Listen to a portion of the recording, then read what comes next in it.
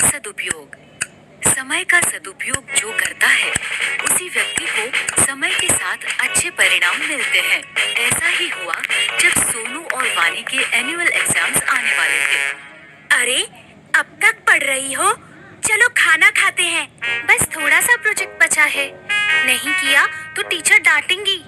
और अगले वीक से एग्जाम्स भी तो शुरू हो रहे हैं। वानी बहुत ही मेहनती और समय का सदुपयोग करने वाली बच्ची थी, जबकि उसका भाई सोनू बहुत ही लापरवाह और शैतान बच्चा था। हर काम कल पर टालता था। तुम्हारा प्रोजेक्ट हो गया? अभी से प्रोजेक्ट? वो तो 6th पीरियड में देना है। अभी भी 2 पीरियड बचे हैं। मैं झट से कर लूंगा। अब जल्दी आओ, भूख लगी है और खेलना भी है। अरे सुनो, रुको। नहीं करोगे तो टीचर डांटेंगी। सोनू और वानी के मम्मी पापा हमेशा सोनू को वानी का उदाहरण देकर समझाते थे। देखो सोनू बेटा, अब तुम बड़े हो गए हो। खेल के साथ साथ तुम्हें अपनी पढ़ाई पर भी ध्यान देना चाहिए। हाँ मम्मी, कल से पक्का।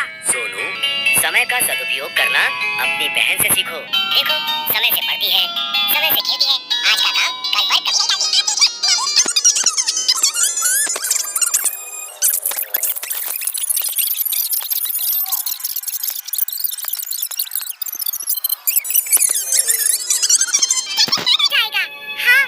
मौसम तो सुहाना है, लेकिन मुझे मेरा पाठ पूरा करना है।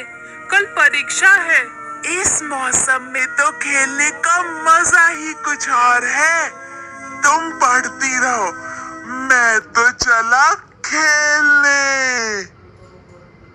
कुछ देर बाद वानी ने देखा कि सुहाना मौसम धीरे धीरे आंधी तूफान का रूप ले रहा है और काले बादल उमड़ रहे हैं, मानो बारिश कभी भी हो सकती है।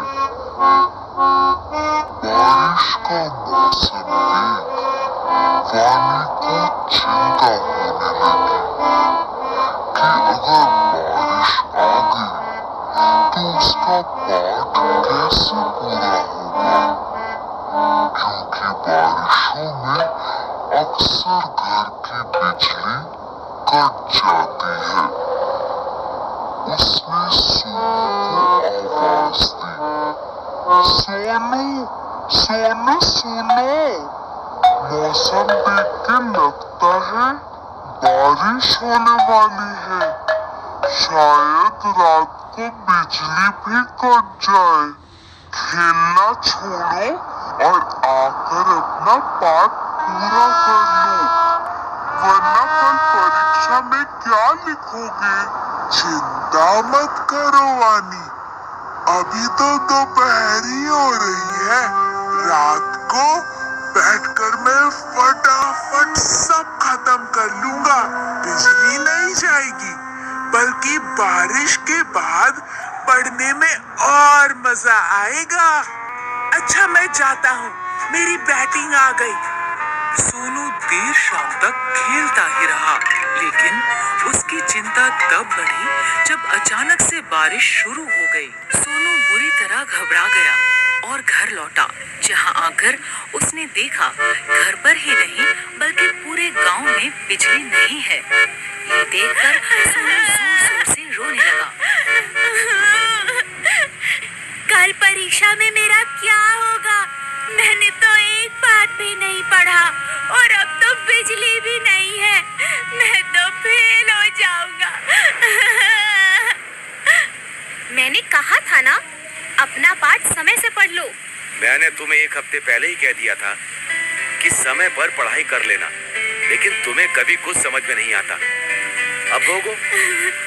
सॉरी पापा, अब मैं क्या करूं? काश मैंने सही समय पर ही अपने पाठ पढ़ लिए होते। उसे समझ आ गया था कि उसकी लापरवाही के कारण उसके पास अब पढ़ने का समय बचा ही नहीं। रोने से अब कुछ नहीं होगा। अब समझ आया कि सब तुम्हें क्यों समझाते थे। अब रोना बंद करो और चलो मेरे साथ। मैंने अपनी पढ़ाई समय पर ही पूरी कर ली थी। मैं तुम्हें सारा पाठ समझा दूंगी और याद भी करवा दूंगी। चलो। अगले दिन दोनों बच्चे खुशी खुशी परीक्षा देने गए। जो समय का करे सम्मान, भविष्य में वो कहलाए महान।